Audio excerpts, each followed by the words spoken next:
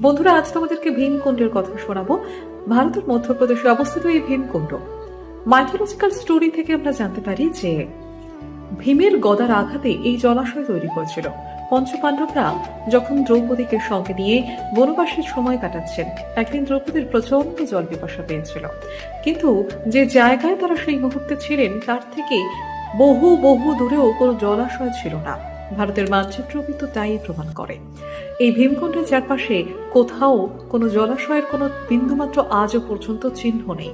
ভীম তার গদা দিয়ে আঘাত করেছিলেন মাটিতে এবং মাটির স্তর ফেটে গিয়ে এই জলাশয় তৈরি হয়েছিল। জলাশয়ের গভীরতা মাপার চেষ্টা করেছিল 2005-এ ডিসকভারি চ্যানেলের একটি স্পেশাল টিম, কিন্তু তারা ব্যর্থ হয়ে ফিরে আসে। তাই এই জলাশয়ের গভীরতা মাপা সম্ভব হয়নি। আর এই জলাশয়ের জলস্তর কমানোর জন্য 1977 তখন অনেকগুলো পাম্প বসানো হয়েছিল। প্রচুর পরিমাণে জল তুলে ফেলার পরেও 1 ইঞ্চিও জলস্তর কমেনি। অনেকে মনে করেন আরব সাগর কিংবা বঙ্গোপসাগরের সঙ্গে ভীমকুণ্ডের নাকি ইন্টার কানেকশন রয়েছে, কিন্তু মানচিত্র সম্পূর্ণ অন্য কথা বলে। কারণ মানচিত্র বলছে যে এই জলাশয়ের থেকে এই দুটো সাগরের যে কোনো একটাই প্রায় 1000 কিলোমিটার দূরে অবস্থিত। কাজেই কিভাবে এটা সম্ভব? কাজেই রহস্যটা রহস্যই রয়ে গিয়েছে। মাইথোলজি আমাদের অনেক গল্প হাতে তুলে দিলেও বিজ্ঞান কিন্তু এখনো পর্যন্ত কোনো তথ্য আমাদেরকে তুলে দিতে পারেনি।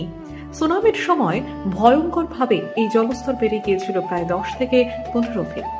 বহু পর্যটক ভীমকুণ্ডকে দর্শন করতে এবং তার জল স্পর্শ করতে রোজ দিনই এসে ভিড় করেন এখানে। কিন্তু স্পেশালি মকর সংক্রান্তিতে দূর দূরান্ত থেকে প্রচুর মানুষ এখানে আসেন, কারণ মানুষ বিশ্বাস করেন মকর সংক্রান্তি তিথিতে ভীমকুণ্ডের জল দিয়ে স্নান করলে সমস্ত পাপ মোচন হয় এবং জীবনের সমস্ত জড়া ব্যাধি দূরে যায়।